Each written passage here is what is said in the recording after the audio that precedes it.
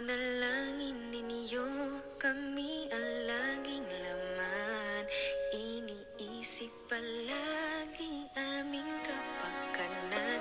Kahit buhay man ninyo, nakahandang ilaan. Maingatan lang kami, maipagsanggalan. Amin pong namamahala, sa pagpapayo sa amin di kayo nagsasawa. Ang aral ng Diyos sa amin ay ipinauunawa na manindigan kami na gawin kung ano ang tama. Namamahala po kayo na may integridad. Kayo po ang huwaran namin sa aming pagtupad. Naglulunsad kayo ng mga aktibidad. Sa layunin na kami ay maging masigla at matatag. At ang hangad po ninyo sa bawat isa sa amin, kami maging tapat at maging masunurin. Sundin mga aral na itinuturo ninyo sa amin, hindi para sa inyo, kundi para sa amin. Bagamat ang iglesia ay inusig, kayo po ay inupatan, kayo ay nilait, kayo po ay nanindigan at hindi nagpapigil. Pinatunayan ninyo sa amin ang tapat ninyong Sa pag-ibig. panalangin ninyo, kami ang laging laman.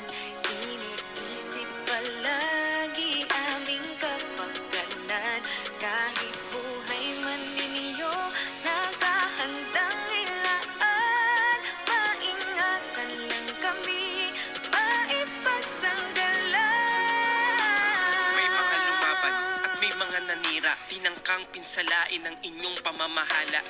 Nagsalita ng salitang masasama, hindi sila nagtagumpay at sila'y napahiya. Bumangon ang mga huwad na mananampalataya, nagtangka na sirain ating pagkakaisa. Pinili ninyo kami higit sa kanila, hindi kayo pumayag na kami ay masaktan nila.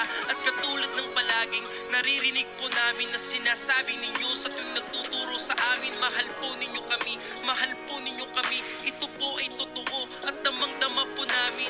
Kaya dalangin po ng buong iglesia, ingatan pa kayo aming tagapamahala. Ang Diyos ang sa inyo ay naglagay bilang bantay ng aming pananampalataya.